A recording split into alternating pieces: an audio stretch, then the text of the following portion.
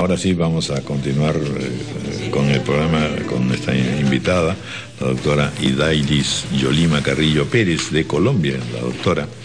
Y es asesora administrativa del Consejo Nacional Electoral, diputada y presidenta de la Asamblea Departamental de La Guajira, docente también de la Universidad de La Guajira. Está en Lima invitada por el Jurado Nacional de Elecciones para participar en un seminario sobre justicia electoral, el seminario que se inauguró el día de ayer. Bienvenida, doctora, gracias por estar con nosotros. Muchas gracias a ustedes por la invitación, un saludo a su mesa de trabajo y a su audiencia, que entiendo que es vasta en este país. Así es, vamos a hacer una pausa en nombre de la vasta audiencia y luego conversamos.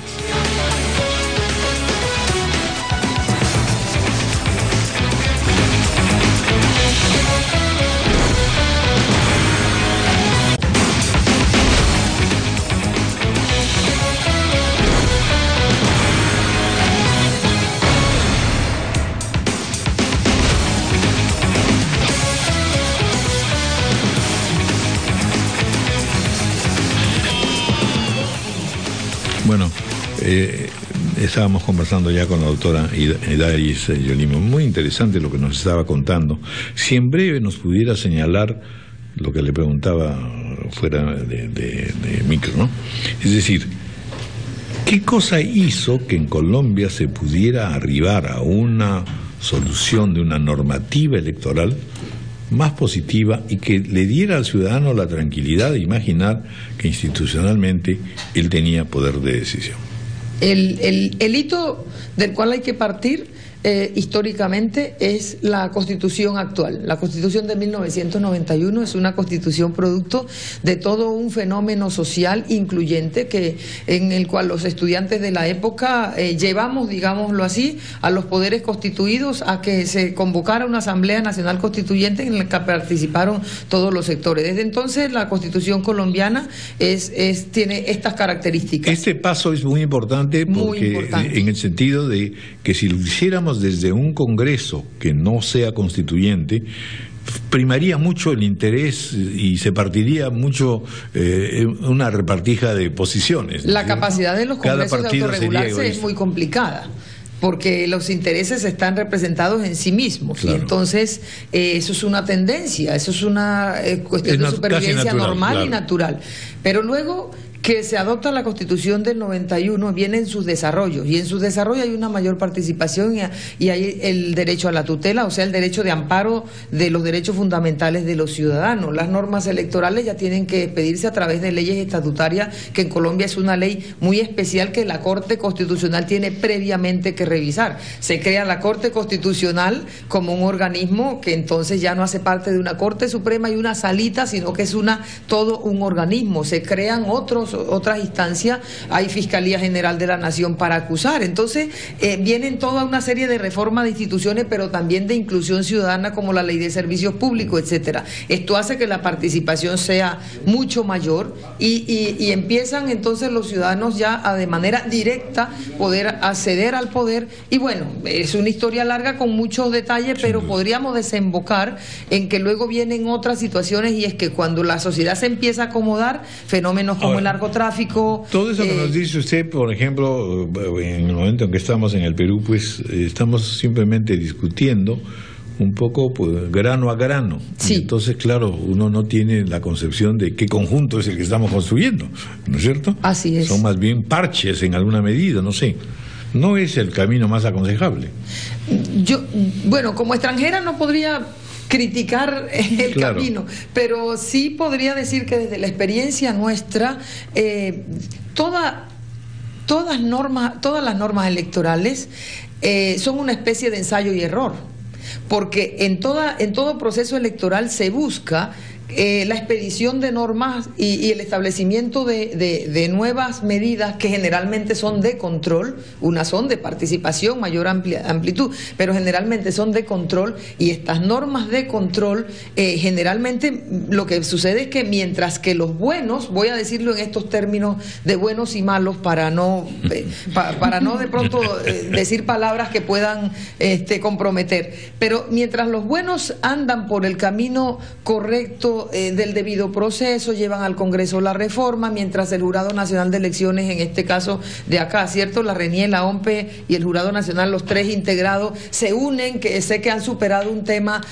tradicional, porque como miembro de una organización electoral sé que venían con unas dificultades, lograron unirse, presentar unas propuestas, y ellos tienen que hacer todo un proceso para esto. Los malos están pensando cómo hacer para hacerle el quite a esa norma por si acaso se expide. Ya ellos tienen preparada el hueco por donde, la tronera pequeñita por donde van a poder salirse. Entonces hay temas muy importantes que sé que el jurado está trabajando, como el tema de los golondrinos, que nosotros le llamamos transhumancia en Colombia. Es más clásica la palabra. Sí, claro. Entonces el tema del voto golondrino acá, transhumancia en Colombia, que es un tema... Y el tema del financiamiento, porque en Colombia tienen que tener un tema gravísimo con la infiltración del narcotráfico en las campañas electorales, ¿no? Por supuesto.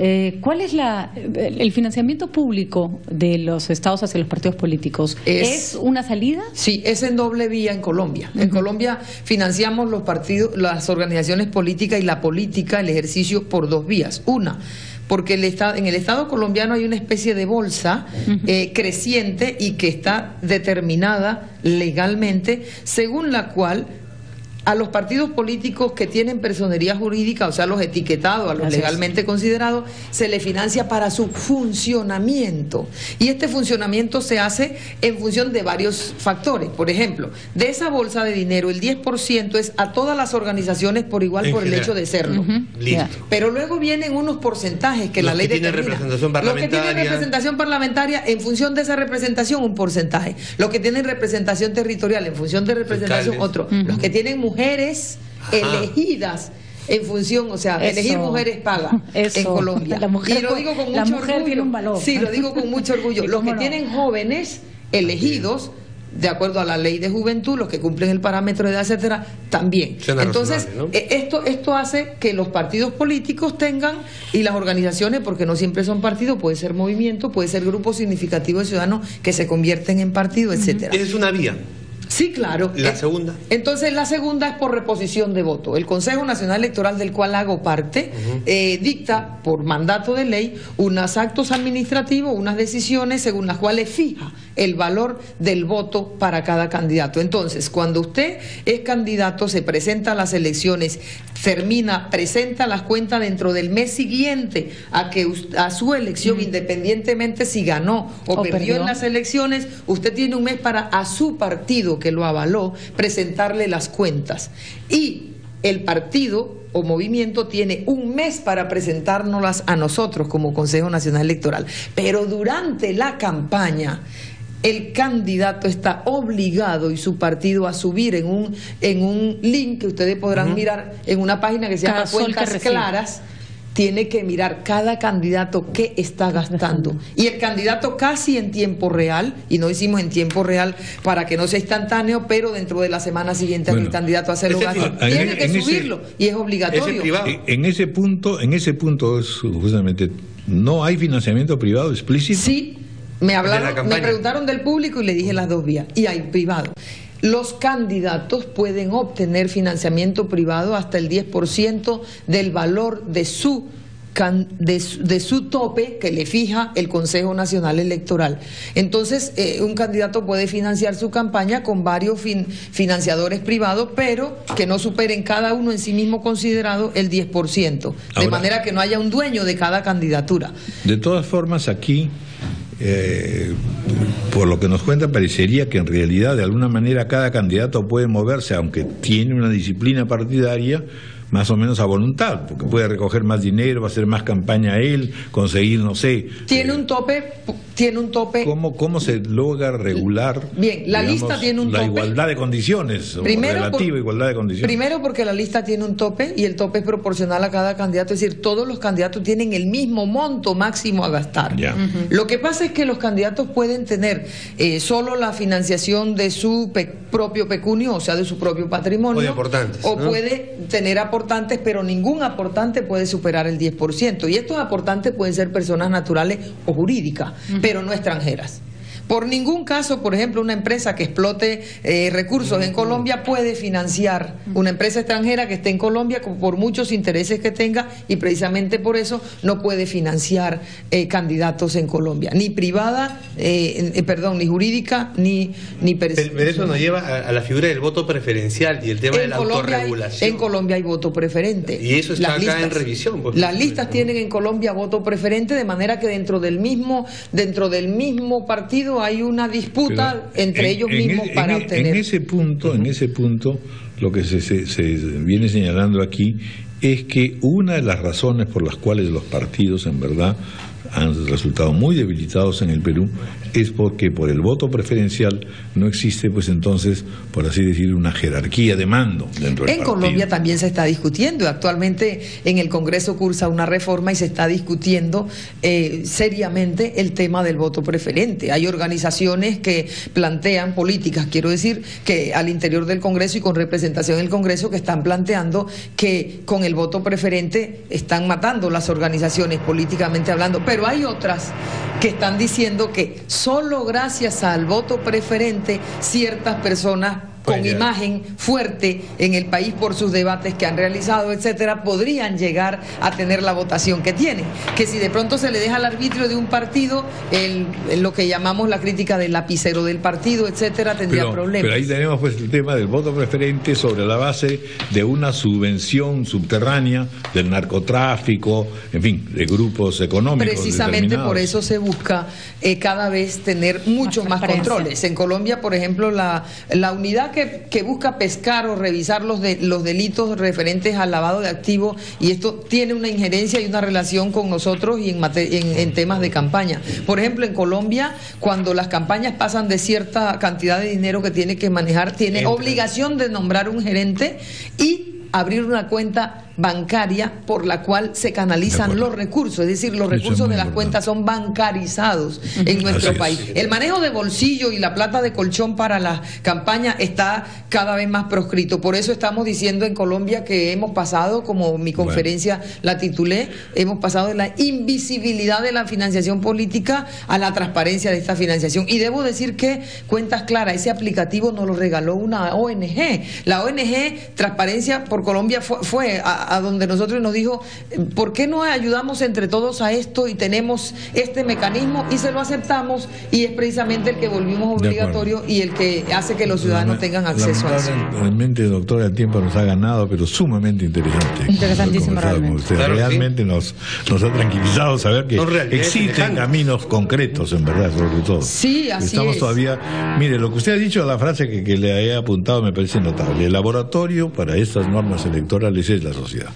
No podemos hacer normas que sean perfectas, pero vamos mejorándolas sobre la base de lo que vaya haciendo la sociedad, el ciudadano. Si me permite, yo quiero decir, como miembro de una organización electoral, en este caso de Colombia, que cuando veo lo que está haciendo el Jurado Nacional de Elecciones y las demás organizaciones del Poder Electoral en Perú, veo lo que ha pasado en Colombia y el tema de ustedes en la silla vacía, el tema de ustedes en controlar, buscar controlar el voto golondrino o de la transhumancia para que los que no son de una población no decidan sobre esa población. Estos temas de financiación política son muy importantes, pero es que es la sociedad manifestada seguramente a través de los congresistas que deberán aprobar, o parlamentarios, o en fin, el legislativo, los que deberán tomar sus decisiones. Pero de hecho, una democracia fuerte solo se hace con una actitud valerosa de la ciudadanía, pero también con unas instituciones fuertes. Y yo lo que veo es que aquí las instituciones hicieron lo suyo, ¿no? Superaron sus problemas, presentan una reforma, y qué bueno sería que por el bien del país, yo no tengo que invitar cómo votar esa reforma, tengo que ser respetuosa, pero sí tengo que decir que la experiencia colombiana es que en la medida en que los controles sean claros, es más eficaz la democracia. Y que eso es fundamental y necesario en las presentes circunstancias del Perú. Así es. Muchas gracias, doctora. A ustedes. Muchísimas gracias a ustedes. Bueno, muchas gracias.